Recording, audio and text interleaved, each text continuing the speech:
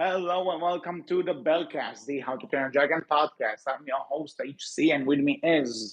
Wolf. And today, as the thumbnail and this very disgusting face probably tell you, He's we beautiful. are. No, he's not. We are back. We are back with more dragons. The Nine Realms season 2 came out 2 days ago at the time of this recording. And if just in case you didn't watch our season 1 review, you can go back and check it out. But to kind of brief it up, I don't know about you, Wolf, but I think this is the first time in the history of doing this podcast, Berkcast and Outcast, that I'm looking back at what we recorded and I'm like, I was way too nice on this. I was way too nice. Yeah, I mean, again, if I look at this as, I said it before, right? I thought it was very, all right, like very meh. Like I was very meh on it. To be honest, season 2, quote unquote season 2, in my opinion, but season 2, I'm of the opinion that I'm also very meh on. Like, there's nothing here that's hooked me or grasped me in the way that I felt Riders of Berk did or Race to the Edge did. And maybe I'm Yeah. being biased in that matter, but I don't know. I'll tell you what, considering, so just to quickly sum up some things regarding the first season to kind of refresh it. I wasn't I wasn't impressed by the first season, and looking back, it only got worse the more I look back at it. I didn't really go back to watch the whole thing, but it's like it's nothing worked. It felt like How to Train a Dragon, but less so. And when you get and when you try to replicate the film trilogy that's very dear and near to me, and is critically and respected, this is and people love those movies, even if they're not talking about them much. It just felt insulting in a lot of ways. Season 2 is better. The thing is that better doesn't necessarily make it good, and when I say better, it just means that the bar wasn't that high, so it does only the bare minimum to actually impress me, and moreover, I don't think it's as good a season. Hmm. The one thing I will say is, if to quickly just say it without spoilers, without anything, if you like the first season for some reason, you do you. If you like the first season, there's a good chance you'll enjoy this one. No, But I if agree. you, I think if you like what you got for the first half, this second half will do you just fine. Because again, like they're coming into their own. I feel the characters are getting there, the story's getting there, but you can tell in total this was a first season. This was a lot of setup, and I come back to my personal opinion. They really should not have split this up. yeah, but This was at the not same worth splitting time, up at all. I think it this, harms it yeah, by splitting it up. yeah, I totally agree with you that it really harms to split those two, because obviously, considering season 1 was 6 episodes, this season is 7 episodes. Obviously, they were going for the full 13 episode season, but for some reason they decided to split it up. But the thing is, the production way they intended things doesn't matter. What I mean, matters to me what matters to me is how in this case Peacock, DreamWorks, whoever is in charge, they chose to present to me the first 6 episodes of season 1 and this is season 2. that's I'm fair. going to look at them as such. That's fair. Again, like I said, if I look at it that way, it definitely pulls down my opinion of the Nine Realms. If I look at it as one full season, like it should have been, Peacock DreamWorks, then my opinion is it's still meh, but it at least stays meh, right? If I look at it as two separate seasons, it's not good at all. There's some Mm-hmm. stuff there that makes me hopeful for the future, but how long will it take to get there? And is it worth the wait, right? Because it's baffling because season one, basically everything it did was, okay, in this episode you get a dragon, in this episode you get a dragon, and you get one, and you get one, and in the final one it's just like, oh, you're gonna say goodbye to your dragons, and then you're gonna find them again to battle this big one. All right, and then we end on this half-ass cliffhanger, which I ranted about enough. We'll get to it in a bit. Now, I think, and the thing is, though, that this season, you're not going into spoilers yet, but this season does at least try to actually get something going here. We get some new characters, we get some hints at future plot points.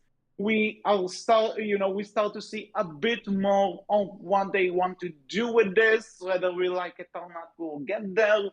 But at the same time, I still have that same lingering feeling. This is nothing to do regarding if they split it up or not. This has nothing to do with that. But there's still this feeling that it wants to be the how to turn it. It wants to be the Hiccup and Toothless stuff. The movies, the Riders, Defenders, Race to the Edge, all of those. It wants to be that. It wants to be that in modern times so bad, but it's not. There are moments where I'm like, I see what you're trying to do, but you don't know why you're doing it. You get what I mean? Well, it's worth pointing out this is the same writers, correct? Yeah, that's what baffles me even more, because these are the same people that gave regardless of your opinion of Race to the Edge, and I know that Race to the Edge can be really up and down in the fandom. I am aware, but say what you will, Race to the Edge gave us some really good moments and some really, and some that even people who don't necessarily like the show would say this was a good idea. There's something here that can make me go, okay, these are the characters. And I guess, and no offense to the writers, but maybe they are just better with establishing characters that were already there, that were already written by someone else, and they are just taking over on giving them more. You know what I mean? I'm trying to find out, or I was trying to quickly look to see if I could see if the writers are the same, but I'm not seeing anything. Oh no, there we go. Even if not, like the core members are there. Like, I don't remember the names, but I know, actually, I think Richard Hamilton is not involved. I know he was big in he was a big and important writer. He was the showman to the Edge. He's not involved, but I'm sorry John if you're Tellegen. listening, but John Tellegen. I know he's involved with this. I know other key people are involved in this. I'm not, from what I can tell, John Tellegen wasn't involved with the original. The wiki doesn't list him anyways. I know he was, at least in the Rest of the Edge stuff, he was.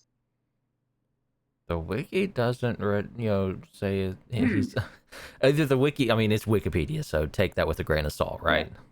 And I know though, thanks to his Twitter, and thanks to other interviews and stuff that he did, he was involved in the original show. The Riders to Rest of the Edge. That he was involved in that. I mean, Nine Realms has, like, the wiki for Nine Realms and the wiki for DreamWorks Dragons is very not. It's it needs some work reading through it. But anyways, not the point.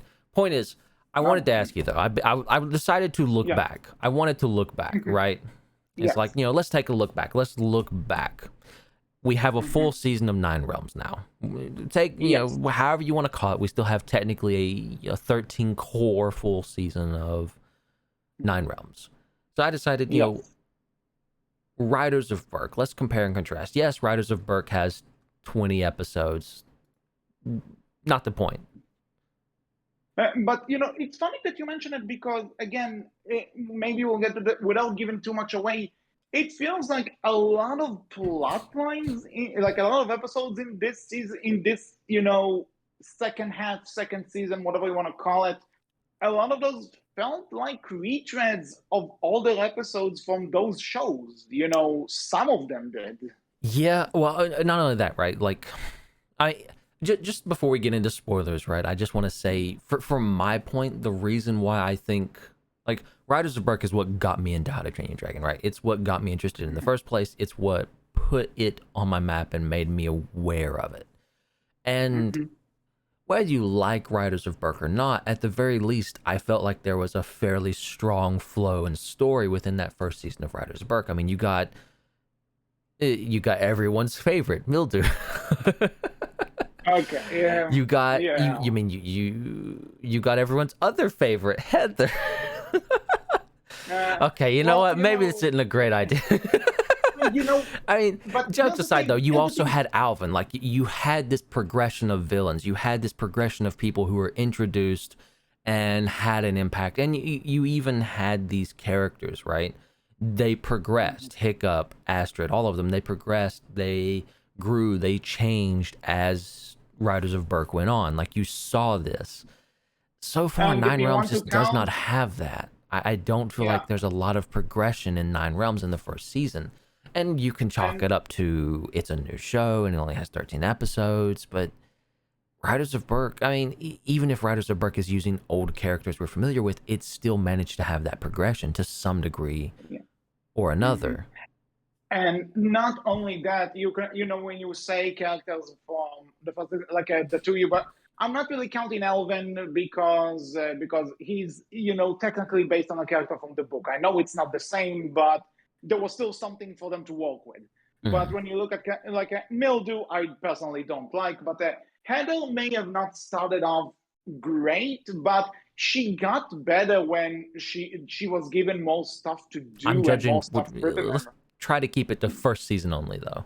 yeah, but okay, fair. But yeah, so she wasn't the best, but she also wasn't necessarily awful. I No, think the by hate any towards means. her was mostly because she was like who she was, disrupting Hicksrid. So that was that. But also, you had Dagger. He was in one episode only, yes, but Dagger was a Mm-hmm. fan I favorite, forgot about and Dagger. the Yeah, he show was in did. this one. That's right. Yeah, and like he was great, but we say this, but I actually just want to the one last non-spoiler thing I want to say before we jump into spoilers. And this is important to me because right now we are talking to people who lived, breathed the original How to Train Your Dragon. The movies, the shows.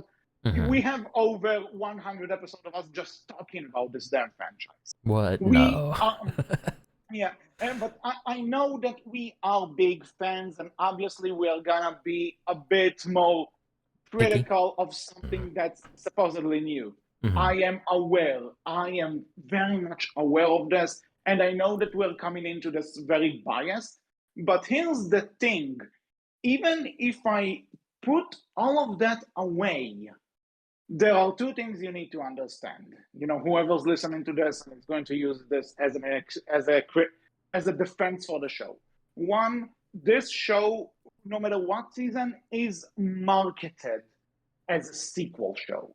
This is the same universe, same timeline, same everything as the original, and they are also very much focused on that, not focused, but they really put in that mystery of Tom's ancestors and what the hell went on with them. And if you have half a brain of you see, and you've seen the originals, you know where they are going with this, even if they're trying to build it up. And trust me, it's not even a good mystery. And second of all, if it's so one, the show is relying on its connection to the original. That's one. Two, and another important thing, you you want to say it's its own show, fine, but honestly, even on its own, it's not that good a show in a lot of ways.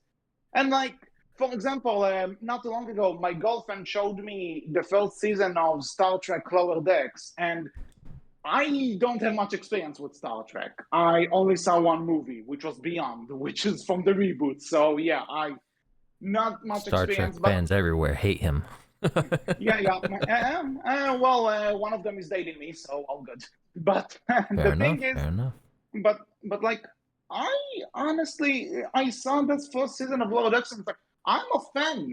This show really grabbed me. So if something like Lower Decks can exist, which can be fun in its own way and as its own show, then I think Nine Realms can also be that. And sadly, even if I'm looking at this as its own original thing, the show is still not there. I I mean, just being able to have that right, it requires one a very clear understanding of what made the original work, and two, it requires you to really say, hey, let's play with a lot of that. I think, I said this when we covered quote unquote season one. I'm still gonna call it that. Still gonna say this. mhm. Should have been a full season. DreamWorks, Peacock, you fucked up. It's okay, but you messed up. But anyways,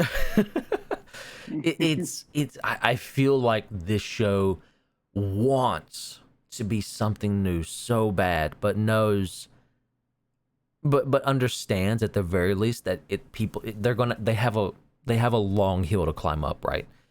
No one's Yeah. gonna just start immediately liking Tom from moment one.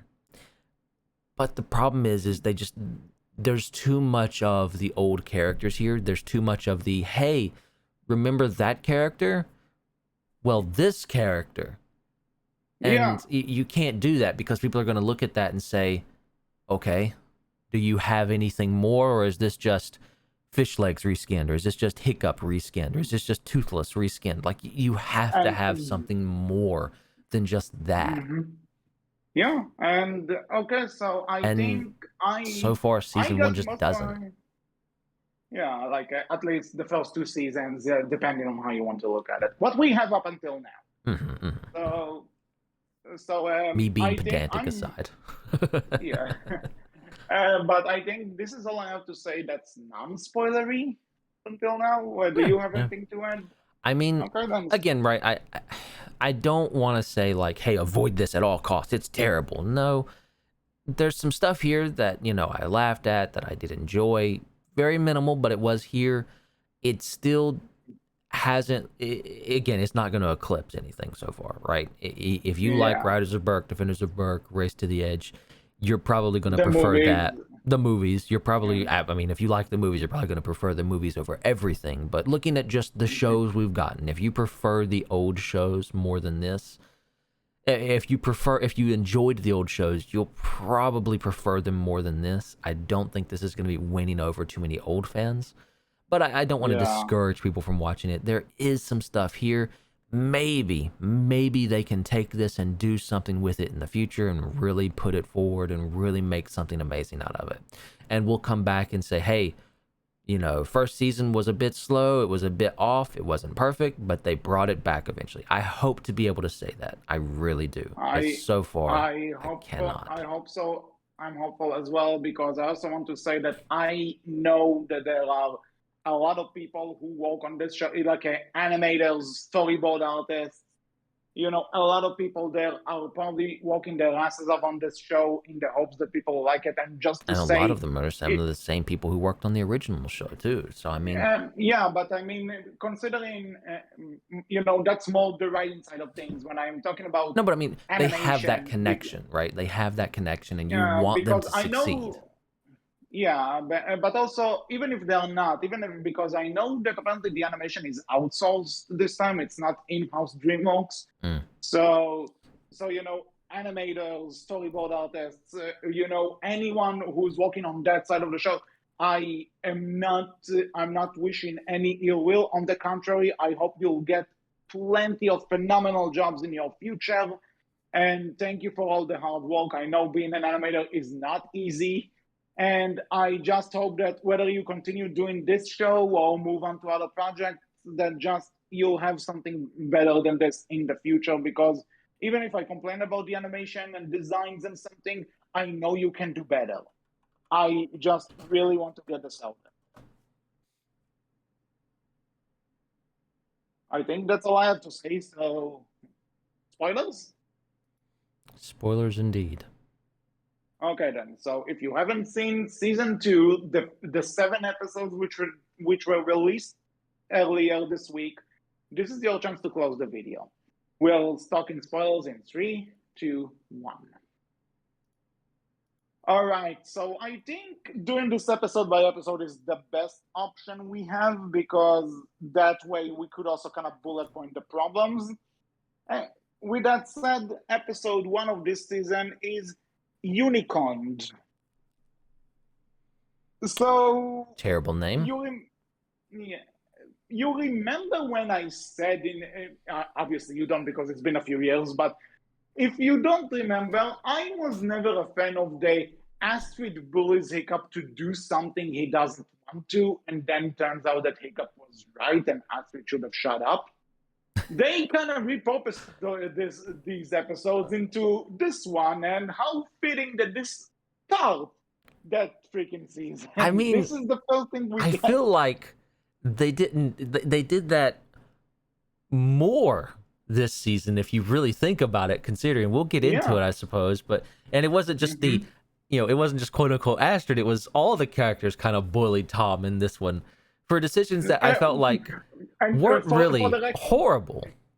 Yeah, and for the record, I'm not saying he doesn't deserve it, but in this specific one, in this specific episode, I have some question. So first of all, let's start with kind of the planet. For the record, that baby dragon is fucking disgusting. That is horrifying. It's supposed to be cute, but it looks horrifying. Yeah, it's not. It's meh. I looked at it. May's like, May is, oh, it's so cute. And I'm like, You have eh's about right. The eh's the way I describe it. You have a weird definition of cute. You do you, I suppose. But I don't kink shame, but okay. Okay, but jokes aside, so May decides to take this thing home, which again, consider, I know that I said, it's like the Astrid takes thing home episode, but let's just say for a second that this time it's the rough stand-in. Kinda. But at the same time, when Astrid did this, it was at least I could have at least argued, okay, they know the dragons for a few years at this point. They've been to battle, they've been to this, they know these creatures. I may not agree with her in certain episodes, but at least you could argue she's an overconfident warrior who thinks she can handle this because she's done so.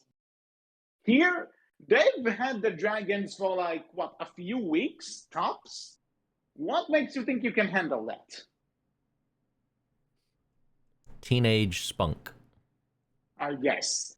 And then this teenagers. This brings me to this. If I have to pick a thing which is my favorite thing about the season, but also the weirdest thing, is her sudden brother. No, I love that. I expected that because she's riding a two-headed dragon. Like, we had to have there had to be another character. Like, they've introduced him now. He's going to be a dragon rider eventually. Like, he's going to be, again, I said it before. She is the rough nut stand-in, and now we finally have it. I knew it was coming. I had to. It had to. For one, fair. Who knows? Maybe you're right. But the thing is, this character shows up out of fucking nowhere, and I'm willing to bet you that the only reason he shows up is because they needed to do this entire hiding the cute animal thing from the people who don't know about it story. Which is ironically enough what How to Train a Dragon 1 was trying to do. So, oops. But this character, this guy, I love him. No. Again, I love him ironically. And you know why? It seems like somebody looked at Dagger and said, turn him into a punk goth. No, you bring up Dagger. We have our Dagger character later. We have our dagger Right, we character do. later. If he's not Uh, like he screams it. And again, like I want to point out, right? Like we say, oh, we have this character later. I do want to point out the second, quote unquote, second season starts to make these characters feel more their own, right? Like we talked about how Tom feels like Hiccup in the past. We talked about how May feels like this combination of Astrid and Ruff and a little bit of her own stuff. And they do, but they are at least starting, like the barest hint of starting for some of the characters, make them feel for like their some, own well, character. again, I think this is something I'll need to explain more when we get to specific episodes. But like, starting, but not quite there. Barring At the same, D'Angelo, he's the only one who feels like he's just straight fish legs, but that's it. that's actually the example I want to talk about later. But we'll get there. Mm. Regarding May's brother, like, listen, I don't know. I know that there's another character who may be that, but like this guy just gave me such punk gut Dagger vibes. Like if Dagger just tried to be hip and cool, and I love it for that, but it's also so freaking dumb. And again, this character just feels like it's maybe you're right, and they'll make him a dragon rider eventually. Very much possible, but in They terms of have this to. season, Brother rides a two-headed dragon. Like, come on, they have to. It's too on the nose. Maybe I'm sorry. I don't have the faith in these writers to be like, oh, you think we're gonna do that, but no. I don't. Like, it's too on the nose, and I expect them to fully blatantly go with that because that's what these writers have done so far. They're very much but my favorite thing not about subtle. this guy is that like he shows up in this episode just to be like the obstacle to May hiding the dragon, and then they just lock him somewhere, and he's not showing up until He's the season gone. finale. He's Yeah, gone. And I he's gone loved it. until the I yeah he's gone loved until it. the finale. It's great. This Like ironic, the again, room-like this is why I way. say this is one season. There's no way this is not one full season that they split into because it's so weird for them to have a season 2. This dude shows up in the first episode and then he's just gone and for the entire rest of season 2 until the final episode. And it's like, Yeah, so it's holy like. shit. Uh, He's just but gone. Like he yeah, this here's her is brother. He's interesting. He's actually kind of funny. Gone. okay. What Now, happened? but then there's this thing. I just to show you how much because saying what you want about that episode, and I'm comparing, but what can you do? But when Astrid fucks up in the whenever, specifically in Race to the Edge and stuff. And then she would say she's she fucked up, and characters may try to tell her, no, you did, we all did, or no, but Astrid at least had some sort of self. She has a reason. She had reasons sometimes. She knew to say, okay, that's on me. But then you get this fucking line where Tom asks her, why did you take it? It's against our dragon rules. And she goes, I like cute things. And it's like, this doesn't answer the question. This is not answering the question. You like cute things, go on DeviantArt and see art. Why take this thing home? I'm gonna be honest. They were kind of rough on our boy Tom this season, right? Like Again, the rest of them. we'll get there. Fine, We'll I'll get wait. there. I'll wait. Okay. You know something? I'll say this because it kind of connects to some of the episodes later. But they all rough on him for honestly no fucking reason at first. But then he's also kind of a dumbass. But at the same time, they don't give him reason to trust them. Again, It's like I don't really. That's another thing. When they say in episode in like movies and shows where two characters are like at odds with each other, that the sign of a good story is that you can see either character's side. This is doing the same but backwards because I don't see anyone's side here. All of them are kind of dicks to each other. It's like these guys are friends. I feel like I get Tom's side. later on a bit more than the Mm, others, personally. yeah, I half agree. Well, again, I mean, discussion for this later. yeah. Getting back to Unicorn, I mean, it's a very meh And episode. Like, if this is and how then you're like starting your season, you're starting it off very yeah, bird. and then also the climax. I didn't get the fucking climax. Like they are trying to because the family of the unicorn is like coming to get it, and they're holding this poor dragon in a jar, and they are running in order to give it to throw it back to the fisher. And it's like then just fucking release them and let them go with his family in peace. What I the fuck mean, are you doing? I assume the idea is they don't want to do it close to, like, the village, quote unquote, But because no one is there. No I one is mean, fucking there. people were It's the middle there. of the It's night. just, I mean, Yeah, they but figured the dragons would stay in the village and cause more damage. So they were trying to get him back to the fissure. But my thing is if you're going to throw him down into the fissure inside of this, this trash can that you've turned into a makeshift cage, how do you expect him to get out? Because wasn't your exactly. entire thing like I want to point off, they start this season off with Tom having a nightmare about feeling bad about, you Oh know, yeah, having that Thunder fucking thing. shoot Yeah, the Fault Ripper, right? And having it fall, and he's yeah, like, "Oh, we can't ever hurt another dragon ever again." And I'm yeah. like, That "You fucking what are you bullshit. gonna do? Actually, You yeah, have this thing in a little trash can cage. You're gonna throw it off? You think that's not gonna yeah, hurt it?" yeah. Yeah. So one, this two. If we actually mention that, let's talk about the fucking dream sequence where you see that where Tom is like, being like, I still can think about like, I will never hurt another dragon again, and it's like, dude, he was trying. One, this thing was trying to kill your mother. Two, two, you're not really that righteous when it comes to not hurting other dragons because they did in the first season, mind you. So why is this one so? No, So no, the thing, no. Like that was the and last straw. We gotta change now. We gotta be better. and It's then like so after ham-fisted. I'm sorry. Like, this is so no, ham-fisted. but and the reason it's ham-fisted as well is because this scene happens, and then we just don't have any of this come back. This is the worst way to do like a PTSD dream We we sequence, and you we can argue we it's have not. like one moment of it, but then the focus switches to back to the mystery, back to Yeah, like Tom having that connection to the Night Fury symbol, and it's like it just there's just no reason for him to have that nightmare and bring that up and make there's it such a important part of yeah. episode one and then do Honestly, nothing with it.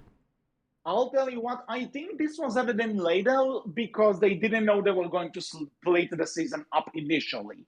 And then they had to add it in to kind of give people a reminder of what season one ended like. I'm willing to bet you that's something that happened. Again, But it comes. I don't know. I think this is how they had it planned, and like they're going to be. This is a part of Tom's character development, right? Is that he's going to be, uh, yeah, more concerned but with the again, like dragons and making the, sure they're not hurt. But yeah, because I it's don't just know, this it was a very feels like ham-fisted way to bring it yeah, in, because though. this felt like if Hiccup woke up without a leg, and then this leg was never brought up ever again. Like you just have to accept the fact that he has a prosthetic now. That's what it feels like, and no, you can't really do it. I mean, to be fair, the movies never did bring it up again. What are you talking about? In the second one, it brings it up. In the third one, it's a freaking plot point. I know. It's a I'm plot joking. point. So The show also brings it okay. up as well, right? Like they do mention it. They do make note of it, right? And that's Yeah. important. Now, granted, you can start something off in a show and then bring it up later in other seasons and make it more important. But you have to do a little bit more with it than just one episode, dream sequence. He's feeling a bit bad, and all of his friends like, hey, what's wrong? Something's up with you. Something's off. Don't worry about it. Don't worry about it. And then we have this, hey, this at the end of Unicorn, like, hey, we got to do this because we're not going to hurt any dragon ever again. And like that's like I'm paraphrasing a little bit Yeah, here from what he yeah, says, but but that's you have him that say they that, ended and that's up. it. Yeah, that's another thing that he says. Like we dragon riders are always stick together, and we'll not. And it's like, I To be legit, fair, I didn't, though, the first movie I, also had that problem of all dragons are good, except that giant one that's trying to kill us. We yeah, gotta kill that dragon, but true, no more killing yeah, any other true. dragons. Yeah, okay, I know, fair, but the thing is with the first movie, at least again, it's not perfect. I'm not saying it No, is. no, no. But I This, mean, it made but at least sense. Like it wasn't it made sense ham-fisted. It there. didn't feel Yeah, off. not only that, but it also has this logic of that dragon was basically the one reason that the dragons were attacking Berg to begin with. Hmm. So you could make the argument that it was just an obstacle. They needed that one out. And again, and you can argue that Hiccup learned from that. Hmm. That this, but the thing is that yeah, they don't really talk about it per se, but at the same time, you also kind of get it that okay, this one's out now we're not gonna try and do any other, and you can also tell with riders and everything that that they're growing up with it. They're not jumping to conclusions because Hmm. Riders of Berk isn't really about we're gonna protect all the dragons because that's what we do. No, it was more about adjustment, learning how to live with the dragons, Yeah, learning it that was. not Riders everything's and gonna, Defenders of Berk were both about yeah, coming to learning that grips with and bridging the gap between movie one and movie two, and yeah, like and it also that showed them learning. Yeah. yeah, and also that there are good ways to train dragons, bad Hmm. ways to do it, stuff like that.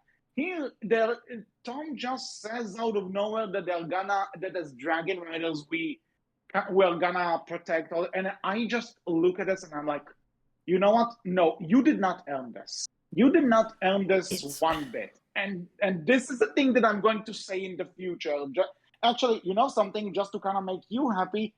In Rescue Riders, they earn this more. I mean, that's the entire point of Rescue Riders, right? But I don't feel it's not a thing of they didn't earn it. It's a thing of it's placed in such an odd spot for it to be in. And then you do nothing with it because I feel like as writers, you know that it's just it's not helpful for you for your first season right now. So again, it's not something you should have used here, I feel.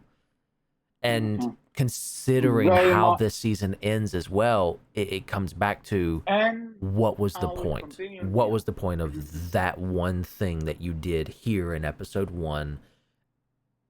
And we come to Mhm. now and episode seven and the finale of season two. And And, but before this, I guess we can move on to Magma. you're breaking up a little bit. Oh, can you hear me now? Is this Yeah, okay? you're starting to sound better. Yeah. Yeah, it's just Okay. a slight drop. So now, though, we are moving on to episode two, Magma Breeder. And this is the point where I say D'Angelo may obviously be the fish legs, but in this season, he also started to be a lot like Snotlout. Yeah. Yeah. I mean, again, like you can see a little bit of every character in, or like you Yeah, can see a but little bit of certain characters in certain ones from Nine Realms. Like May has a little bit of Ruff and a little bit of Astrid.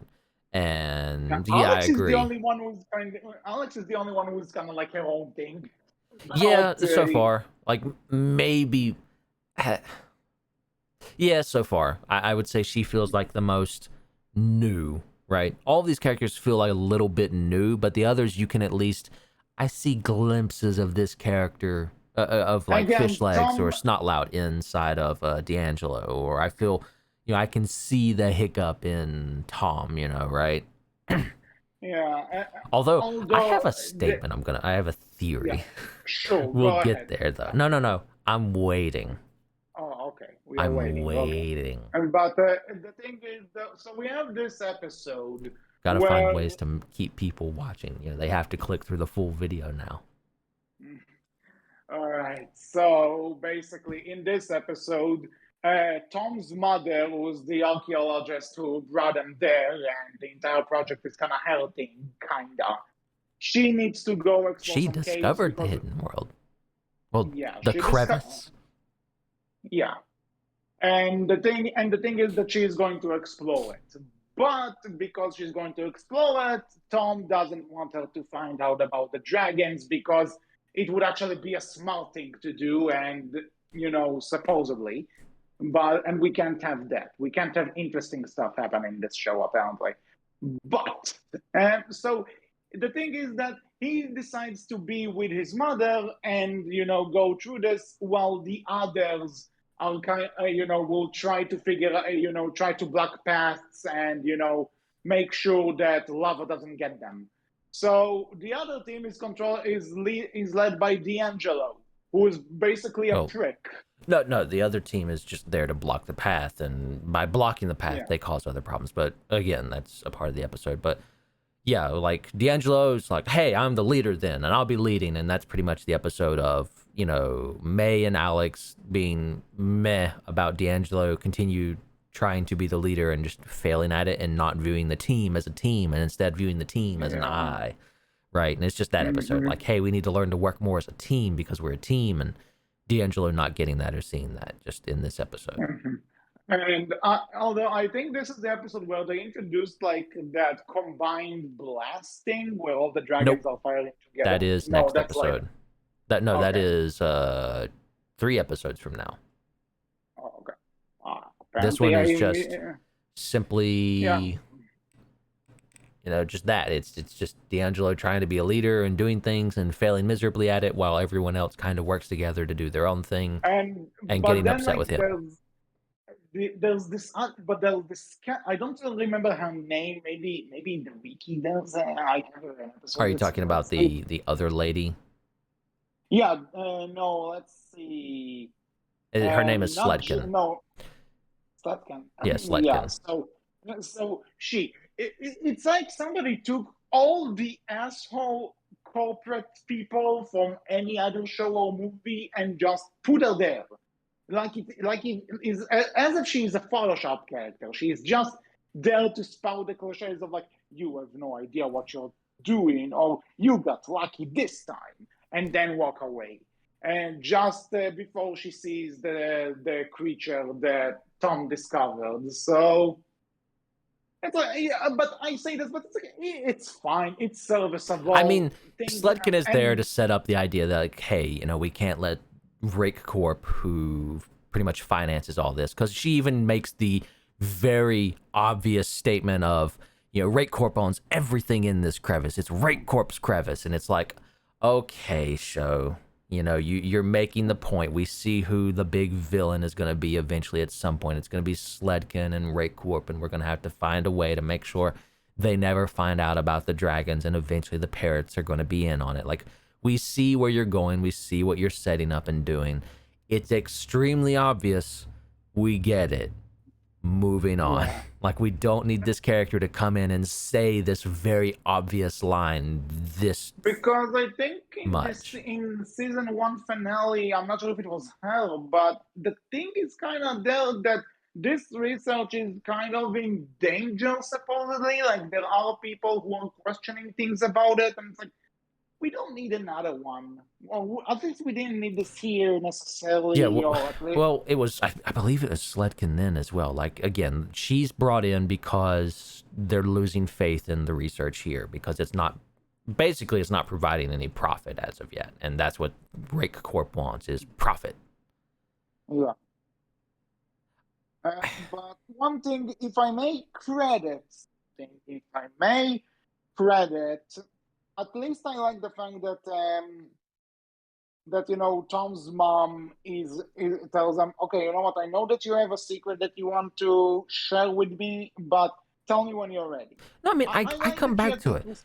Even with Riders of Berk, Defenders of Berk, and Race to the Edge, right? Like, DreamWorks Dragons, no matter who the writers have been, they've always done really good at certain relationships between characters, and they've done really good at, like, character writing. It's the story writing they've been up and down on here or there, but character writing has always, in my opinion, been a strong point. Even when you had Hiccup conversing with Alvin or Mildew or Johan, or even more importantly, Vigo or Stoic even. Like, they've always done fairly well at it. And Hiccup and Astrid and other characters too, conversing with one another and learning about each other. They've always done fairly well about that. Even here, like, you have a good moment, like you said, between Tom and his mom. That feels well written, and his mom's like, hey, I know you wanted to tell me something. Don't think I forgot about it.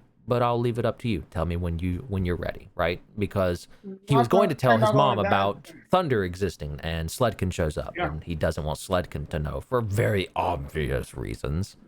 yeah, of course. But that's another thing. I like it that, because we say that Tom is like the hiccup of the show, not like he is the hiccup for a lot of reasons. So I like the fact that, we see he and his mother seem to have a much healthier and better relationship than Hiccup ever did with Stuart. So you see, it's not hard to have something different and do it well. They obviously can do it, but Mm-hmm, it mm-hmm. just seems like they're afraid. I mean, I don't know if they're afraid or something's holding them back because I don't know. It's just it feels like I want to say personally it's corporate meddling. I want to blame what's his name? Jeffrey Uh Katzenberg no, or he's no longer at DreamWorks. Remember, it's the new guy, the no, person who was running I'm not Illumination, sure. who was head of the Minions. Yeah, That guy. I want to blame yeah, him. I okay. think it's his fault.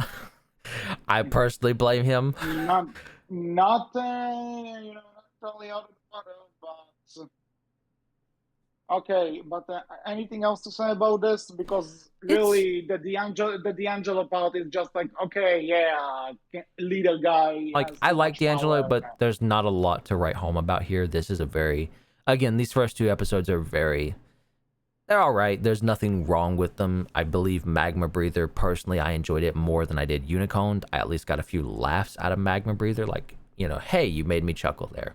Fair enough. So I give Magma Breather like a little bit more, but it's very meh. Continuing the, all right, better, all right, but still, all right. Mm-hmm. So episode 3. Zombie dragons is a thing that suddenly exists, and okay, sure. No, they don't. Thanks, I hate it. They literally don't They say exist. They call them they zombie say dragons, but they're literally just feathers that are they're literally yeah, I get it, but also like just the fact that the dialogue zombie dragon was recorded and put in this is like ugh. Ugh.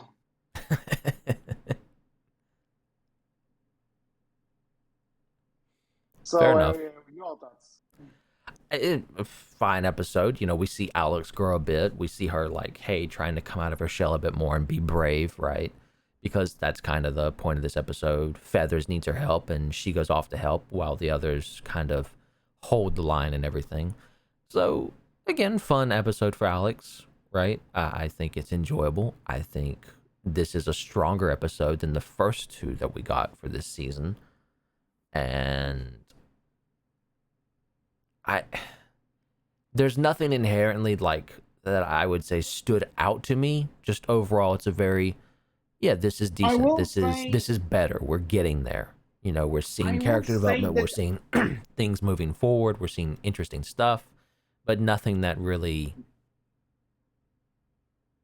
you know, the again, thing this the is an thing all for right episode me. of Race to the Edge. Uh, yeah. So the thing is, for me, is that I like the idea. I like the idea that Alex is a character that's very sheltered and she needs to learn to open up. This I get. This I have no Mm-hmm. problem with. And as someone who was really sheltered a lot of his life and also had problems speaking up, I appreciate plots like this. But then here's the thing: you have a character needing to find her inner voice and grow her self confidence, and you combine it with fucking zombies.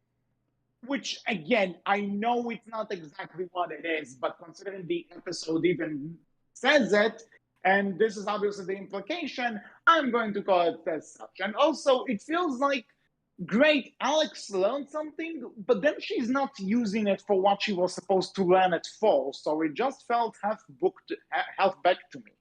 That's fair, right? It's definitely not something they used in the future, and the thing, like learning to be brave, didn't like if they would have shown her giving the speech or shown her being brave in another moment instead of getting more comments from her being kind of scared, being the scaredy cat again, it would have. And there's your fish legs and Alex for you, by the way.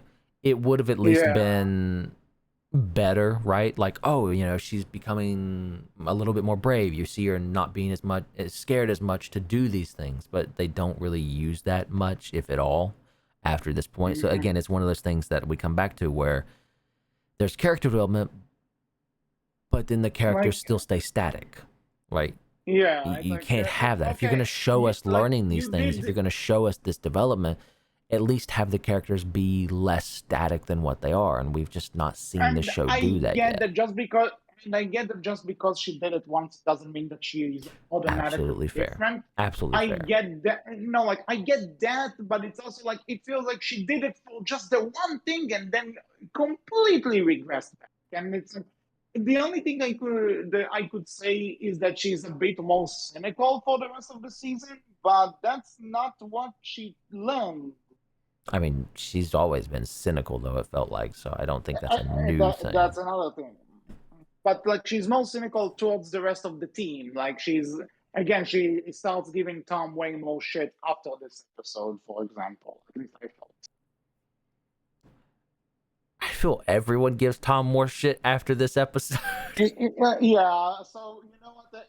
And Tom gives If you them don't very little really, shit. Like, literally, some yeah. of these characters could be given more shit than what they are by Tom, and Tom's like, I'm chill, dude. Everyone jump on Tom for being chill, dude. The fuck is wrong Yeah. with you, Tom? You're awful. And Tom's like, oh, I'm So sorry. for the record, do we have anything else to say about episode 3, or should we I just mean, wrap it up and move? I thought it Because I was don't a have. cool idea. Some dragons molt, and that makes them more aggressive, right? It's interesting, it's unique, it's neat, but I mean, that's all I can give it for. Like, again, I like Alex. She got a bit more character development. I wish it's something you would have carried forward, though, right? I come back to there's a few good points here, but then there's some bad points, and it kind of just weighs everything out to being, all right. Yeah. You're gonna hear that phrase a lot, ladies and gentlemen. Yeah. Unfortunately. Already. So, episode 4, Downpour. Okay, before anything, I want to talk about Tom and the mystery and all of that, because this is the first episode this season that actually talks about this. For Yeah. one. One, we have May learning about it. Two, we're keeping it from the others. But we'll get By the way, there. apparently her name is June, and we called her May. I mean, yeah, I guess. Whatever. Because her dragons are named Wu and Wei. Maybe I mean, oh no, I'm sorry. I've been calling her May. That's her mother. Yeah. Oh Whoops. boy. It just goes to show how much the show is not memorable for the record. Okay. Fair. I saw Wong and I'm like, oh yeah, that's her last name. That's the right character. Wait, no. Scroll up a bit more. Oops. It's June. It's June. Yeah. Okay. Whoops. So I'm sure that people in the comments are already raging about it, but I don't. We corrected it eventually. Comments. You'll live. Anyway, so in this episode, we are starting to get into the idea that Tom is really obsessed with looking for what the symbol on the symbol on the helmet means, because Tom therefore can just conjure it up with his breath. This is how it works. So it does. But yeah, so he goes around looking for it, and he kind of leaves the other writers in the dark about it. And all of this kind of leads up to him being, as they call it, a lone wolf, and because he keeps stuff for himself and he goes exploring without them. And they're like, well, dude, not cool. We are a team. We need to trust each other. Blah, blah. This part I get, right? And even right, when they find out and he's like, hey, May, and he tells, I did it again. He tells June, right? He starts to tell her, a little bit like, hey, this is very personal. I don't want D'Angelo and Alex to know just yet. Personally, I think that's perfectly fine. I think that's okay, right? That's your prerogative. If it's a personal thing that you would like to know more about, I get telling June because she asked about it, you know her more, and she has a lot of experience with old myths and mythology and blah blah blah. That's her thing. I get telling her, and I get telling her, hey, I want to keep it, private from those two for now. Let me tell them in my own time because it's a personal thing. I get that. So it's when here's the others start giving him shit for keeping secrets, and it's like, it's a personal thing, motherfuckers. It's not your business. Why are you giving him shit? You don't have that right. Okay, so for my money, I agree that this is a thing that is totally his deal, and he has right to keep quiet about it. Very much fair. However, I get what you're saying with telling June specifically, but at the same time, if you're telling her, I'd as well tell the other. And I don't know. think it here's my thing, because usually I would have agreed with you. Okay, I would have agreed with you that there's a reason to tell only June because they're closer and everything. I would have gotten that, but the problem is that regardless if you want, of how ready you are to share the secret or not, Alex and D'Angelo are already in the thing. They have dragons. You are a team at this point. And I think, if he told one, he should have told the other. I understand their complaint with Tom going off on his own and being a lone wolf, right? That's an absolutely valid and fair complaint.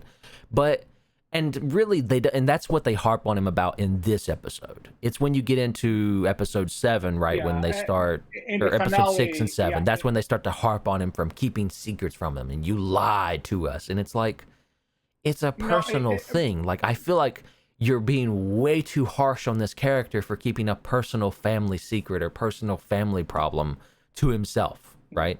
So that's my thing, that on the one hand, I kind of get, if you told June, why not tell the others? I get it. But they harp on it for so damn That's my much. problem. Like, it's all of episode 6 and 7 is just, Alex and D'Angelo making snide comments. Well, maybe Thunder's keeping secrets too, just like his rider did too. And it's like, fuck off. This is too much at this point. We're gonna get to this later, but I just want to say that they started here, and it's like, again, it's one of those, they have a good setup for this, but what they do with it later, no, just because, like I said earlier, this is just a situation where I don't really agree with either side, and that's like the worst kind of fail you can have for this kind of scenario. Getting back to episode 4, though. Downpour. So episode 4. Yeah, so Downpour. Now we're introduced to the second, I think the second, or absolutely the best character thus far. This guy, what Buzzsaw. I love him. Dude is just obsessed with cutting wood and keeping the memory of his grandpappy's old log cutting business alive. I love him. He is so over the top. He is so weird. He is literally the mildew and dagger combined, and it's just beautiful. Listen, I do you better, okay? He's the mildew, got Magnus, and a bit of the Spanish Viking lady from Rescue Riders. He's like he's dagger too, though. Like, he's very angry driven. But then you also get that like mildew of, he's going to eventually end up hating dragons because he blames that one lightning bird for destroying his grandpappy's logging business.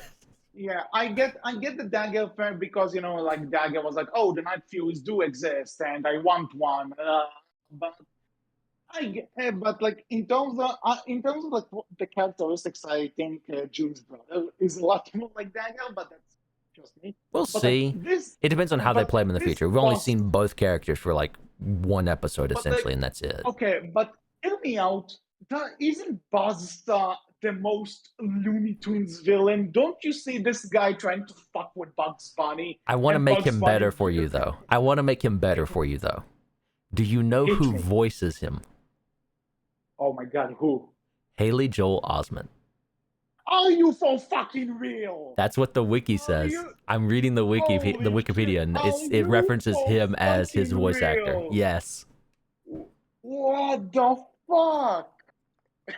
He's so much better. When I found that out, it's like he shot up at least 2 levels, in my opinion, to be the best thing about season 2. I hope they Like, use him so much more in the coming seasons if they you get know them. something?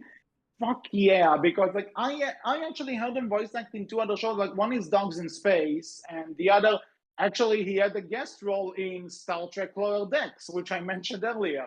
So holy shit, I can't believe it. That's amazing. That's freaking amazing. I Okay, hope they so use him yeah, more. so we have Buzzsaw, which again just what is this character doing in a How to Train a Dragon show? I have no idea, but I love him for it. He's so off for I'm this telling you, kind of man. When show. they introduced him, my attention was immediately grabbed. Like, it says something Yeah. that when it comes to Downpour, he's the most memorable thing about this episode. If you ask me, Uh, like, Downpour in general, I can remember because we've started talking about it more. But when yeah. I looked at the list, and I'm like, episode 4, what happened to episode 4? Buzzsaw. What else was there? There was a fire. No, That's about it. so I will give episode 4 credit, like with the exception of Buzzsaw, which I so hope is gonna become a thing because He obviously has we'll to. The get to way this they later, introduce, but like, again, the way I they end the yeah, episode is this him seeing Thunder fly off and him thinking Thunder is a lightning bird and blaming Thunder for burning down his grandfather's logging company. yeah. And it's like, Yeah, oh, they have so to use him more. They have to. please do, show writers, I will apologize for everything I said and will say if you make him the main bad. Like, come on, give me more Buzzsaw. He takes over Rake Corp somehow. I need, I need, I need Sora being trapped by the darkness and chainsaws. Please, I If they need turn it. him into a writer as well, he is literally the dagger of the group at that point. Yeah. Okay. Anyway, I just, but oh, regarding there's the a episode buzzsaw itself, dragon he gets. oh my god. Oh, this sounds so ridiculous, but you know what's fun? I want fun. Give me Yes. fun, please. This show So, needs more fun. I'm gonna be honest, it does. yeah. He is the But character that can bring that. Please let him. I'll give this episode, with the exception of the beauty that is Bassa, I will also give this episode credit for actually having an action sequence which was decent. Not amazing, but decent, because we actually got to see them work as a team and do stuff besides just kind of going against their own instinct, or just because. And then Tom, that well dragon was also kind of. I thought it was a Thunderdome initially, but it's too big. But it was I something. forget It what was they fun. call it, but yeah, they call it something. I forget the name for it. But either way, I thought it was a great way to show them actually working together and actually accomplish something bigger than just do this to help this dragon, and stuff like that. It does So still go back to I I'm beginning to wonder though, because something I do want to point out with this episode, it does come back to that you have a dragon that can do these very specific things that you're wanting this one to do. Why not use that one? I'm beginning to wonder if this show just is not allowed to do anything with the movies whatsoever, other and than the terrible I terror, and that's it, right? I'm and beginning to and wonder. arguably the nightlight, but that's I mean, another thing. yeah, I suppose because that one's like Thunder's vague enough. Like he's a nightlight, so you can't connect him back to. You can just vaguely connect him back to Night Fury, but maybe he's different because And he's that is actually different something I breath want to talk. attack. But That's actually something I want to talk about later, but we'll but get there. I'm beginning to wonder if the show just if this show Yeah, just cannot touch because any movie because dragons. But then, jumping the gun a bit in the finale, but wait, we that see was a dragon that technically was two introduced in dragons. Defenders of Berk, wasn't it? Stoic's other Yeah, dragon before he got yeah, tornado. Like so, the thunder jump. huh. Technically, if you want to be pedantic, which you want, there was the Book of Dragons showed. We see him there, but Okay, that's fair. they don't really show him until Riders of Berk. Yes, and now that you mention it again, jumping the gun a bit, we have a Skrill and we have a Razor Rip, I think. No, that's a So razor whip. No, in the finale. Yes, we do. They have a razor whip and a Yeah, screw in the finale. yeah. So it's like you can use those. What's the holdup with the other ones? But I don't know. Maybe there is some logistics to it. I don't know. I'm beginning to wonder if they're just not allowed to touch the movies in any way, which is But just the question is why though? yeah, Because right? you Because obviously own again, because you that's your own the big IP. draw. Like this is, and again, like Yeah. you even, as you said before, they advertise this as a sequel to everything. This is set after Mhm. everything, so this is a sequel to all of it. And if you're Yeah. So like avoiding and using some of the most important stuff, why? Because it could add so much more. Why and I'd limit say it? and I'll say I want this some more right. If brain. I'll say this, for seasons one's very minor credit. I could say maybe they just wanted to. Maybe it's just a way of saying that maybe some species went extinct over the years and some others thrived. Combined or Uh, somehow. Yeah, I get it at yeah, least because you can kind of aside see from that. aside from terrible terrors, which are apparently like cockroaches, those will continue to exist. But You can't kill but them. like yeah, but aside from that, but then you get to this where we see a razor whip and the skrill. So what gives? Mm. Maybe it's a different region, maybe like different territory. But then again, I don't know. Maybe something. Maybe it's something that they have yet to explain. I don't know. We'll see later. But anyway, episode 4 was all right. I actually had an all right time with this one. Yeah, I mean, we Moving get a on. potential new villain introduced that hopefully we get to see a lot more of. We get, Yeah. someone out there knows something about the Thunderbirds Mm-hmm. other than our main four. And again, like we have people starting to learn different little bits and pieces, right? And it's starting to come together where you're definitely going to eventually get this point of more people finding out and learning, and what are we going to do about that? Where are things going to go from there? But that does depend on them getting a season 3, and who knows. Yeah. We'll talk about this later, Mhm. but for now, But yeah, episode 5, the Tangled Web. the tangled one. Fuck, you want So to talk about a bad dragon? It's like if you there's hate something I spiders, actually want. don't watch episode 5. You get a literal spider Yeah, dragon now. yeah. I Which guess. actually, speaking of dragons that we may have had before, was this the same spider dragon from the Dragon Vine comic, the graphic Oh shit, I novel? forgot all about those. I guess kind of, but not. Because I I forgot don't all remember about those. Wow. yeah, like I don't remember. I don't even think it's the same name, but it's the same idea. It's a dragon that's a spider. So I that forgot actually all raises a about lot those more things questions about existing. them. Actually, you know something? Maybe they forgot too. Let's be honest. I think nobody Fair. remembers the so, Oof. Oof, but fair. uh, Oof, but fair. well, honestly, I would still say that this show is like talking about the hiccup and toothless part specifically. Dragon Vine is my least favorite How to Train a Dragon thing, and you can listen to our review on it if you Oof, scroll but back also fair. a bit. Poor Dragon so Vine. Poor yeah, graphic but novels. yeah, but honestly, I would have loved to see where the story would have gone in that cancer one, but that's a story for another day, which we talked about as well. Go check this episode out. But anyway, back to this. So one, if this is the same spider dragon from the graphic novels, then you know something. No reason to why you can't use some of the other ones. Just saying. But two, the Tom and D'Angelo fighting thing was so freaking contrived and Yeah. so freaking lazy, and I'm just like, I don't think the writers even like Tom anymore. I mean, again, right? You had this thing earlier of Tom learning to not be as much of a lone wolf and be there for the team, and now And you even had the beginning of this episode, hey, Tom and D'Angelo, they're bros, they work together, they get it, right? They're cool with one another. Awesome, right? Yeah. And then instantly, hey, we're back above board, we're back up, in the village again. And Tom's like, hey, there's a bird. Which, what the fuck? It was so weird, right?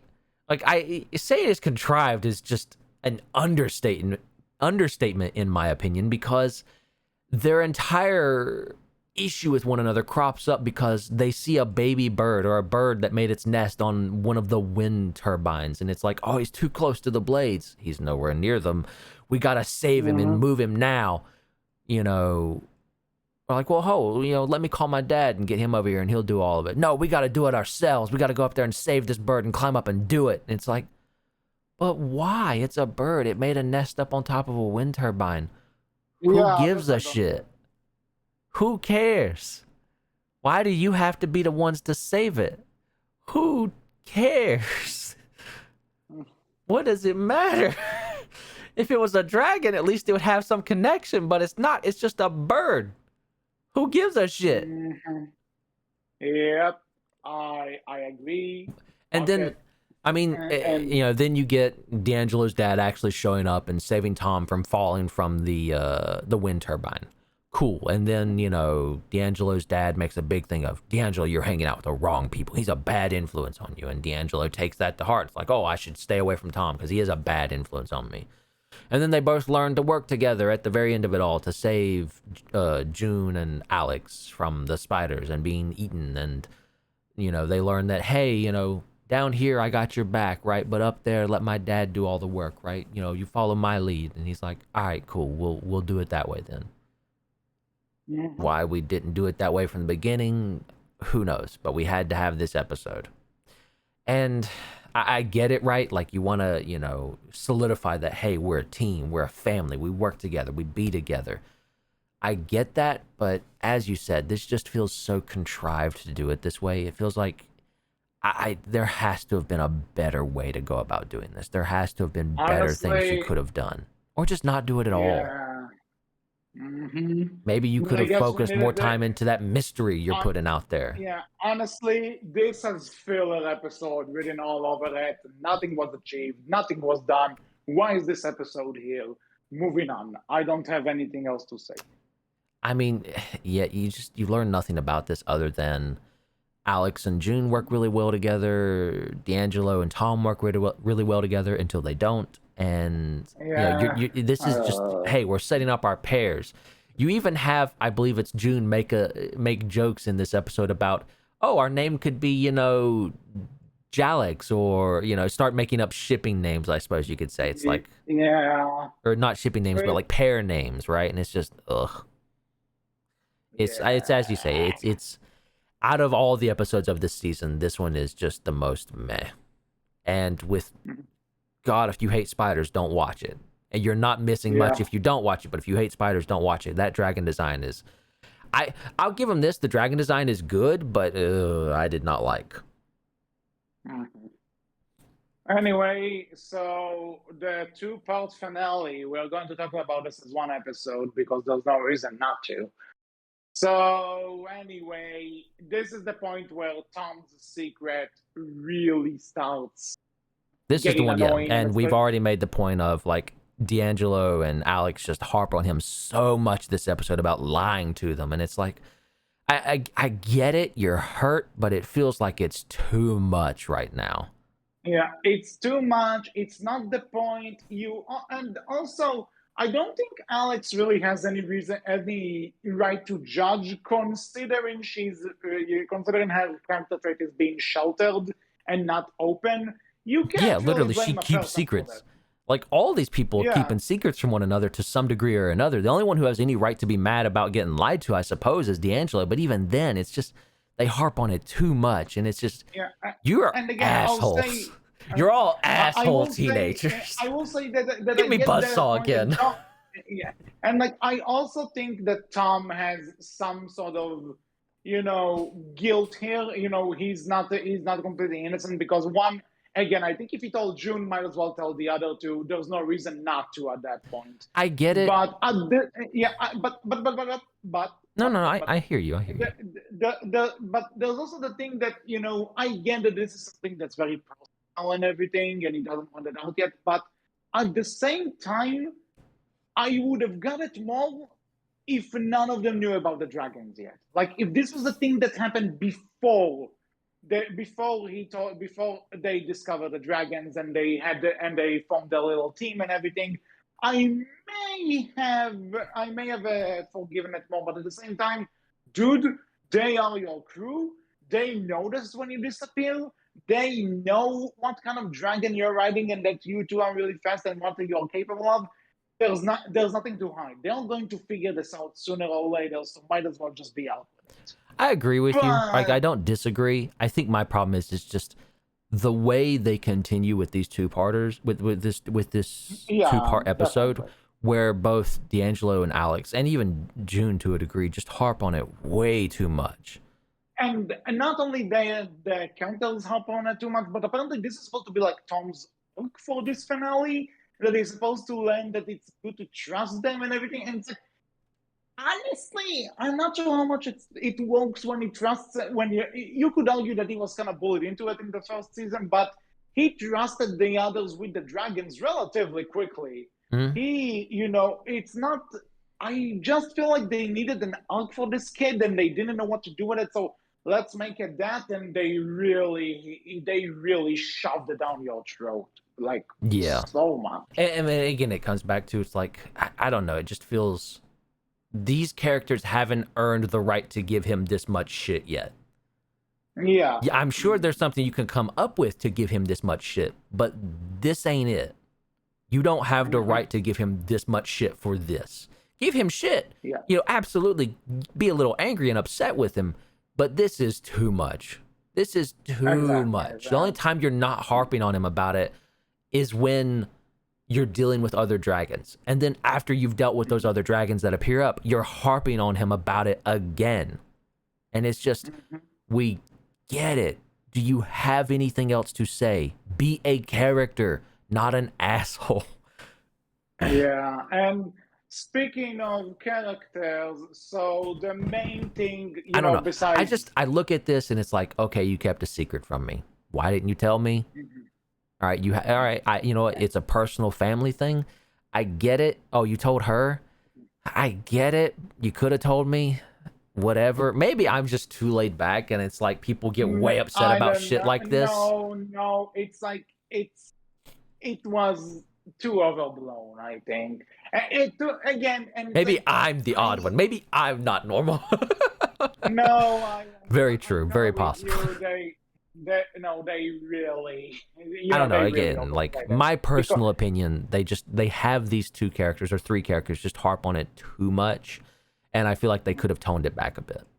Would be my only statement, right? I'm fine with what you've done. I don't think there's anything inherently wrong with what you've done and how you're going about it. I just feel you had these characters harp on it too much. And this is the point where I want to bring up Riders of Berk, because in a way, this episode, like this finale, was a two-part version of Toothless's Enemy, or No Country for All Dragons, depending on how you want to call that episode, from Riders of Berk, where Toothless faces off with a whispering death that he had a history with and was his rival. And he was like, he wanted to take care of this on his own without involving the other dragons or Hiccup or anyone, because that was his thing. And he needed to do this on his own. Now, the thing is that perfectly fine to do again. I think that episode is also my favorite from Riders specifically. I may have even mentioned this before.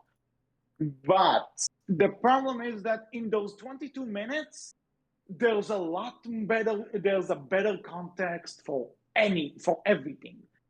Here, Thunder just disappears as the episode starts for no goddamn reason. This was never the only thing we may have gotten a hint towards is that he's the last of his kind, which again we're just doing Toothless again, but besides the point. And he's just gone. This dragon is out. with no reason. In Toothless's enemy, we knew the reason.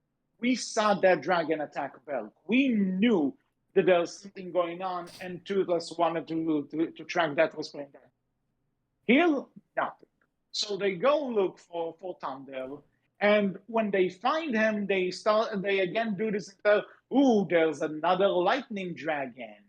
Like and there's a razor wing for no goddamn. Yeah, actually, well, they even mention, right? They make a very specific note, I feel, to say like, oh, it seems like this razor wing is like guarding this area and keeping people or other dragons out. I'm very interested because it's a razor wing, and this is where I come into. I feel like Tom isn't going to be related to Hiccup whatsoever. He's going to be related to Heather. I think they're going to do something with Heather here. And I feel like they're linking back to the other shows more than the movies. I'm very interested. Let's talk about this after we're done with it, because I have my own. We got to have our fan theories here. Yeah, but we'll talk about those later. But then they find. But there is indeed a razor whip, yes. Yeah. And it's such a random thing to just throw in there, right? That's only they'll just like this dragon that you know from the other show, and it's like it doesn't even do really razor wingy things. Like it makes a tornado. What the fuck? It does use its tail to hit them all back against the ground once, but then yeah, it does very new things for a razor whip that we've never seen before, which it can make tornadoes. Apparently, it can control air with its tail. Which again, this is why I didn't want to specifically say it's razor wing, because I don't know. Razor whip, not wing. A razor whip doing that. So... No, it's a razor whip. It's the exact same look. It can't not be a razor whip. It's just it, though. I feel like this is ideas that the writers of Race to the Edge felt like, hey, Razor Whip can probably do these things eventually or learn these things. I feel like these are things they wanted to do but never got the chance to use, so they're using them here. Again, it's a razor whip. It has to be a razor whip. If they come out and say, oh, this isn't a razor whip, this is like, a razor wind whip. Wink, wink. Like, all right, motherfuckers. You've pissed me off too much at that point. I walk away. I'm done with you at that point if you come out and do that bullshit. But like this was such a random thing to just say, and maybe they just needed a placeholder like someone comes out and says, it's not a razor whip. Look, the eyes are different. All right, motherfucker, look, you're done. I'm kicking you out. You're no longer allowed here anymore. HC of the Berkcast will actually apologize to some of the... Actually, you know what? No, I won't. Anyway. I will kick you out personally.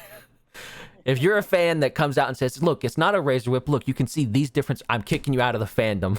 You're no longer allowed. I'm done with you. Don't defend them. This is a razor whip. Don't give them that. No. Anyway, so I'm all joking. This is jokes, ladies and gentlemen. Don't kick people out of the fandoms. We're all fans. We all deserve our part and our place. But I will joke. So apparently there's another lightning dragon that they are encountering, and that lightning dragon just happens to be a Skrill, which again, why is this one suddenly showing up? But all right, and then apparently Thunder really wants to kill that Skrill? Fight it, at least, anyways. Well, yeah, but and now comes the two things about actually, you know what? More than two things about this, if you will. One, it's a quick or miss it moment, but there's a point where Thunder charges at the Skrill, and Tom goes, "Whoa, don't go all alpha on it yet." It's like, okay, you know what? No, hold on. You know exactly what you were doing when you wrote that word in. You know exactly what you did there. And this brings up, I'm bringing this up because this one word raises so many fucking questions, and I'm not sure, and questions that I don't think even the show wants to answer. Maybe it would, but I don't think it does yet. Like I caught on to that the use of the word alpha there as well. I don't think it's a very fan thing to notice, so I don't think it's as important yet, but maybe I'm wrong. I know it's a very fan thing, but at the same time, who is gonna watch it if not the fans of How to Train Your Dragon, who know that Toothless is the alpha dragon? And I mean, moreover, we then, do and have to more, come into the hold idea on, that hold there on, are people that are hold trying to on, get in Wolf, new to the show, Wolf, right? Wolf, Wolf, hold on a yes, second. I'm no. not done. And there's no, you hold on and let me speak. I know what you're gonna Because bring when, up, though. okay, what am I going to bring No, up? go ahead. I'll let you. I'm curious if I'm right. Okay, so to those of you who don't remember the promotional material for the first season, the Oh, page for Thunder legit said descendant from the great alpha dragon Toothless. So I know that it's like an outside source thingy, but so maybe shouldn't be too harsh on it. But you know what you're using that word for. You know what this word means to the franchise, and it's not just a side thing. No, that's Toothless. I That is to and it's like what the thing, and I would have maybe got it if they've used the term alpha before, but they don't in this show. Alpha Specifically, has more connotation and context outside of How to Train Your I Dragon, though, right? know, I know, but at the same time, if I I'm do a get you, fan, though. I get where you're coming yeah, from.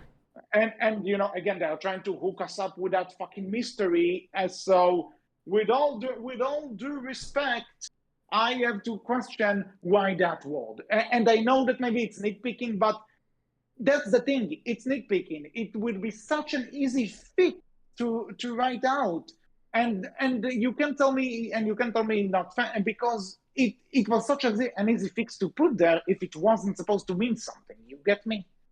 I get you, right? Like, it's absolutely something they could have used a different word for. There are many different words or phrases you can use that can get across the same meaning as alpha without using that word specifically. And it does have very much connotations within the within the fandom, but I don't feel like it's. I guess you can say it has some connotations within the story here or there. It is important at points. I don't think it's as important as people make it out to be, nor do I think it is a thing of this show was using it in that context. But I do get where you're coming from, right? Like, I do understand why people will feel that, why people will hear that phrase or that word and feel the way you do. and see things the way you do. Mm-hmm. I don't personally, but I do fully get and understand it. And that's one. Maybe it's a nitpicky thing. I don't know, No, but it's fair. Again, right? Like, personal opinion. Like, that's what we're here for. It's all personal opinion. Sometimes we nitpick. Sometimes, we get that deep and involved, and because we are fans and we do care. And that's another thing that apparently this Skrill has supposedly driven off. And the other reason I mentioned this is because this Skrill apparently drove off Thunder's family, Mm-hmm. and that brings up another thing that again, if this Skrill, because maybe something was cut, maybe there was a cut content or something, but the way Tom says don't go don't go alpha on it makes me think, what if this Skrill somehow took over from Toothless at some point? I mean, I What? don't know. Like, we're saying, again, I have to stress, right? Get the idea that any other dragons exist from Hiccup's time, right? They don't exist. Mm-hmm. They are dead and gone, right? This is over, supposedly, according to them, set like 1,000 some odd years into the future. If Toothless has lived for that long, holy fuck, do not show me Toothless. I do not give a shit. Like, that is going to ruin everything if you show me Toothless specifically. No, don't get me wrong. If you show me Night Furies, that's fine. But if the fandom goes like, oh, it's specifically to, if you show me a Night Fury, if you show me a Night Fury or a Nightlight, whatever you want to call it, that has its tail missing, ugh, is all I'm going to say. But again, right, I think what you would assume is like, and I get where you're going with it, this Skrill is apparently or supposedly maybe the new alpha, quote unquote, and he took over from whatever dragon became the alpha after Toothless, maybe, or many dragons, or however many dragons became the alpha after Toothless, right? Yeah, but I that, and again, that's another thing that, and fair. I guess you could also say that the movies didn't really specify as well what happens if because in the movies we just saw alphas become alphas after after dethroning the other, right? mhm, mhm. After dethroning they never were never specific what happens if an alpha dragon just dies of natural say causes, like that does this is one of his kids taking over, because in this if this is the case, what makes thunder, what doesn't make thunder the alpha now? And that's another thing that I think misses Herbie, and I brought up Toothless Enemy for another thing. In that episode, Toothless goes after the Whispering Dead because the Whispering Dead eventually came to Berg, and Toothless does this, walks away and doesn't involve anyone else because he cares for them. But the thing is that the threat came to him. Here, Thunder just goes off on his own for no goddamn reason, and you could argue it happened off screen, but that's the thing. It happened off screen.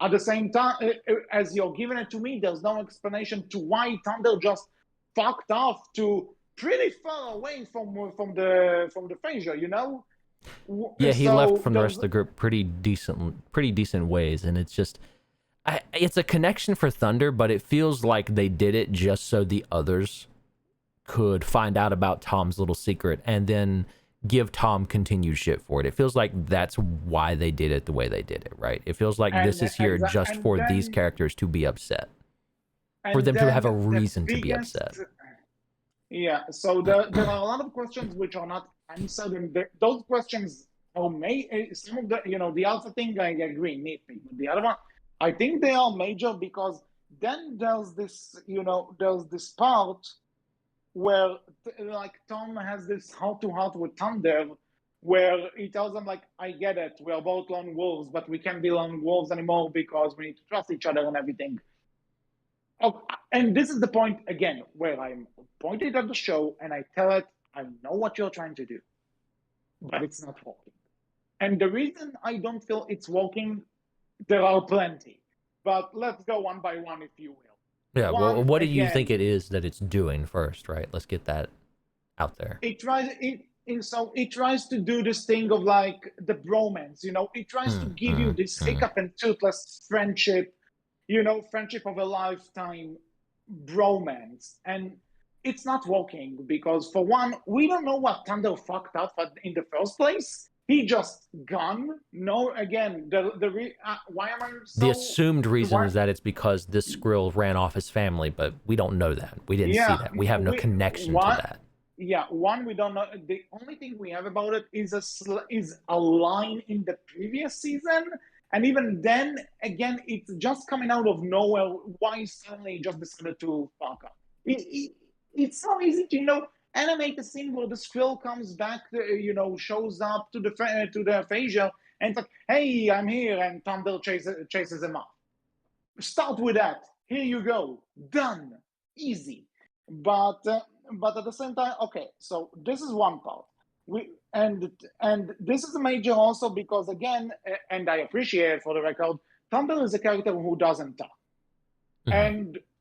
and it's perfectly reasonable. And but Yet. why did Hiccup and Toothless walk even though Toothless couldn't talk? Because you know why Toothless was in certain places, what was going on through his brain. He was expressive. He was a character. Mhm, mhm. And I don't feel Thunder is there. And that kind of brings up another thing, the major thing about this. Even though the show tries to hammer this into you, I don't think Tom and Thunder are that great of friends. They are a pet and a pet owner at most, to me. I don't feel like they really they care for each other, yes, but I don't feel they have the Hiccup and Toothless bond, which is fine. I don't want it to be the same, but To be it feels fair like to the the show wants show, it to be the writers same. and defenders had that problem to some degree as well, where it felt more pet and pet owner than where it felt more pet like than two close friends who have bonded. True, right. I'm Like not it took saying them that to the race to the edge to really nail that relationship a lot better. of course, yeah, and perfectly fine. I'm not saying that the others, but the problem is, and again, this is just the circumstances. I'm not saying it's a problem with the show. Riders of Berk at least had the movie and the shorts to go off of. Fair. Like you walked in knowing that, and again, just in Toothless's Enemy, I could get a lot more out of Hiccup and Toothless, not just being a pet, a pet and a pet owner. Here, I just feel like they're a boy and his dog, or cat, or whatever you want to call the dragons. It just felt like the very bare minimum to make me feel I'm supposed to feel something here. I'm supposed to know these are the next Hiccup and Toothless, but they are not. They are not even a tenth of the way there. I want to give them credit and at least say I hope they can get there, but I do agree with you. It doesn't hit in the way I think they would like for it to, because they've just not had that build up yet. They've not had that good enough build up to get to that point. Yeah. Like Race to the Edge, for whatever your opinions on it, right? It had that build up of many seasons to get to that point. So when it had moments like this, you felt it, right? Even ignoring the movies, you still felt it. But the movies did add a lot more to it. Again, to bring Toothless's Enemy up again, I'll tell you this. Even though there was only one movie, a few shorts, and the Riders of Berk mostly treated Toothless and Hiccup as more of a role. When Hiccup tells Toothless, "You save me, I save you," that's how it works. I believe that. I get it. I know that he means it. I saw that he means it. And you want to jump over in Race to the Edge, there's this scene where Hiccup is stuck in the submarine and Toothless, doesn't want to leave his side, and Hiccup tells him, "No, go save yourself," and Toothless doesn't. And Hiccup tells him, "Yeah, I wouldn't leave it either." Or in the Hidden World, where Toothless is shot with that dart, and Hiccup sacrifices himself so that the Light Fury could save Toothless. I believe those actions. I believe these two friendship. And when they leave each other and they are torn over it, I feel that. If you played any of those scenes with Tom and Thunder, I wouldn't give a shit. But the thing is that the show wants you to give a shit. It's fair. Can you tell I care too much about Hiccup and Toothless and their bond? No, yeah, I do. No, not at all. But so when you're giving me this lame Chinese knockoff, not Chinese, but like, you know what I mean. When I get you. It's a knockoff. It's a ripoff, right? Again, I think they can get to that point, but it's going to require more from the show's writers. And then, the climax, Thunder fighting the Skrill looks kind of cool, all things considered, but then Tom just but then out of nowhere, Tom gets this sword, which like channels lightning. So we are doing Inferno now? Okay. Is this what this is? I knew you were going to bring that up. I saw you talking about it elsewhere, right? I don't think that's a reference to Inferno, because I do get you, like, that looked way too much like a sword. That random crystal he picked up that he tore off of another crystal that he used his little hammer to get looked way too much like a sword than it had any right to. And it's like, all right, that's a bit cheesy. I don't know if it's supposed to be like, oh, he has a sword like Inferno, wink, wink. But I do get you there that it feels really cheesy. Way too cheesy. Something, this was seconds away from him going, "I have the power." It's fair. It really did look like that, considering. Yeah. So anyway, back to the show. Yeah, like we get the very end. Oh yeah, go ahead. I'll wait. No, so I was just gonna say that so we get to the end, Mm-hmm. and after this entire and the thing, so they go out of this maze, and they find this crystal with again the Night Fury symbol, and then they look at this land they found, which what is this supposed to be? Because I think they were trying to imply that this is Belk, but no. No, it's not. It's just a different part of the hidden world, So right? Like it's, new part of the hidden world we've not seen. But I want to point out that's not a crystal, that's an arrowhead mhm. or a spear Okay, tip is what they so say. Actually, the I'm thing is, sorry. I need to mute for a quick second. So talk about your theories. I'll be right back. I'm Oh listening. Go. boy, I'm jumping in. you're stuck with me here alone, audience. Welcome. I don't know what their plan here is, but as I said before, I really do think personally that they're not going to connect Tom to Hiccup. I feel like they want to throw out a bit of a curveball to people.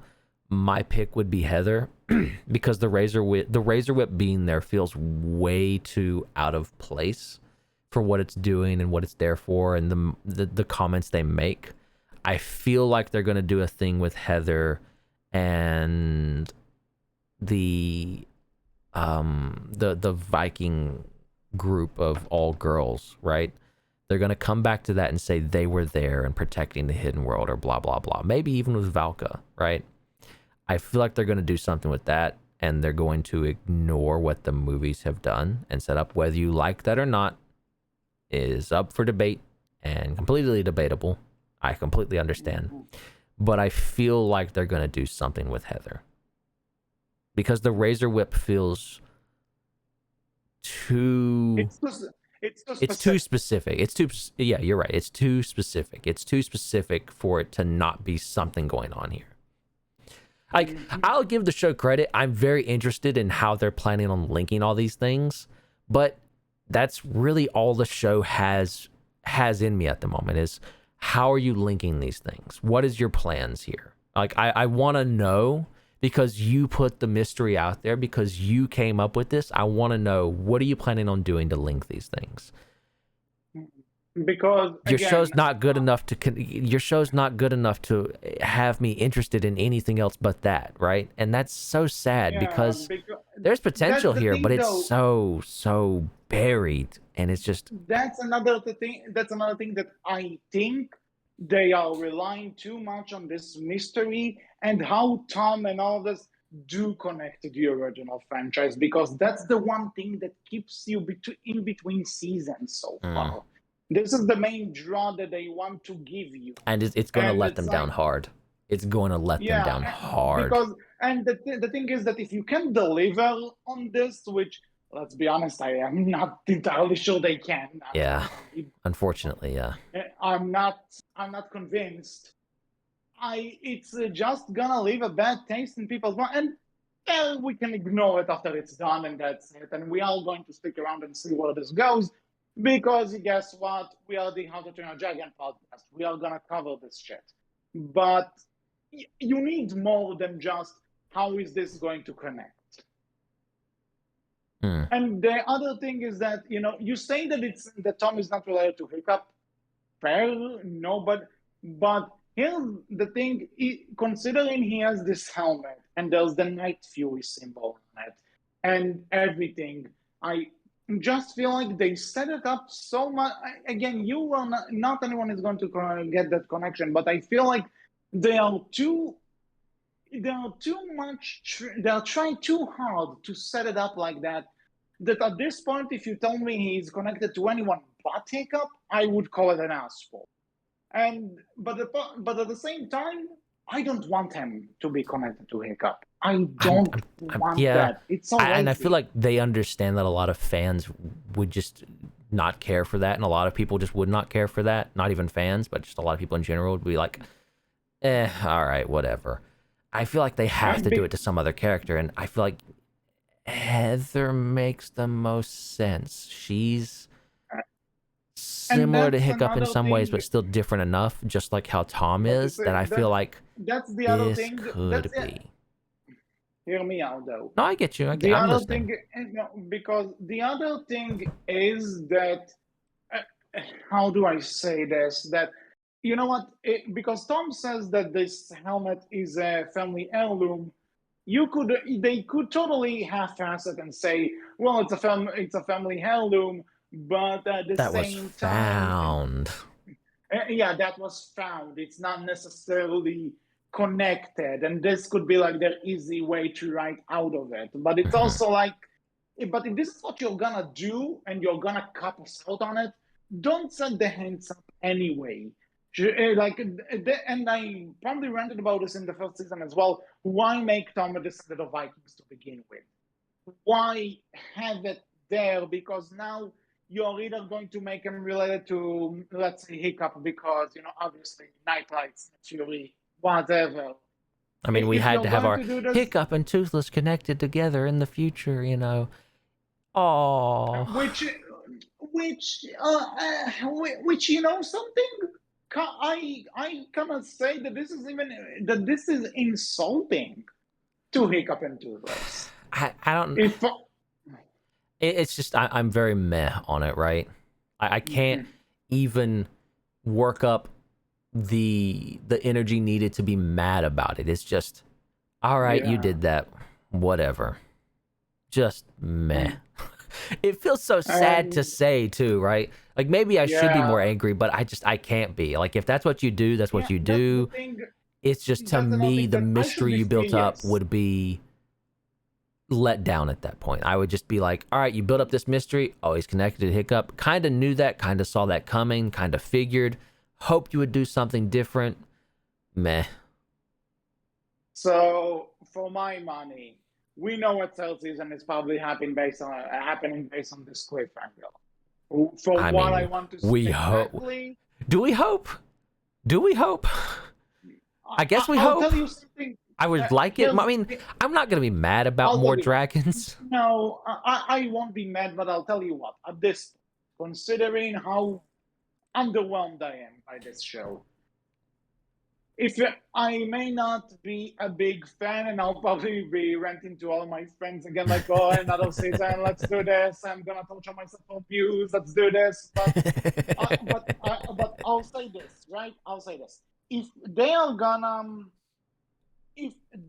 gonna commit, then commit. Don't leave us on a cliffhanger that's just going to tell me that I'm just gonna be like, well, that was a thing that went nowhere. If you're gonna fail, go all the way. That's what I'm saying. That's That's fair. my That's fair. mentality. And considering this is still How to Train Your Dragon, and Rescue Riders is still bringing them views because that's continuing. I don't see a reason why this won't. So I mean, at the very least, I hope they do get another season so they can do better. Because I feel like there's potential here. I feel like they can do more. They can do better. And I hope they get enough seasons to prove that. So far, I'm not sold. I'm very, as I said, it's all right. The thing about this, another thing actually, I keep saying the thing about this, but there are also more things. That okay, this is where you end it right now. They are away from the fair, they are away from the research facility. They are at wherever the hell this place is. What are we gonna do about it? What are we gonna do? Can they just go back? Are they gonna keep going? How is this going to connect to Buzzsaw or Tom's mom or anything else? What is the end game here? Because it feels something. This show is trying to be two different things. It tries to be its own thing with the universe, but it's also trying to continue the story, which was already over anyway. Well, so I feel like, all right, well, there's a few, all right, so they did show at the very end, they have a quick way back to the original cave, their hangout, I suppose. And we have, June's brother trying to figure stuff out. We have this whole thing with Buzzsaw that could become, at the very least, a side villain for a little while as he's trying to figure out more about his lightning bird and finds out more and tries to reveal them, or gets interested in his own and tries to steal or whatever's going on there, or kill whatever's going on there. Whatever they do with that, they have that character. They have Rake Corp and how they're going to find out and, try to exploit things to make more money and stuff like that. And eventually you're going to find the parents finding out and trying to prevent Rake Corp from finding out about the dragons at least, but still make the place profitable. And then what's gonna happen? They're gonna send the dragons away again and lock the world up again. Or maybe they don't. Maybe we do let Red Corp find out and we just, capitalism wins the day. We exploit the dragons for money. Let's go, show. Let's fucking go. So a metaphor for DreamWorks, you'll say. I didn't say that. Not what I meant at all. No, definitely not. You said it, not me. DreamWorks don't come after me. It's all HC's fault. Sure, it's all my fault. Anyway, I think that's basically it. This podcast has been going on for a while, so might as well. I guess that's all for this episode of the Berkcast. We hope you enjoyed. What did you think about season 2 of Nine Realms? What are you looking forward to seeing what this show has to bring in the future? You can tell us all about it in the comment section below, on our Tumblr, which is Berkcast Team, and on our Twitter, which is Berkcast with a capital B, capital C. So until next time, I was HC. I was Wolf. And we will see you all next time. Hiccup and Toothless are way better than Tom and Thunder. Take care. Bye-bye.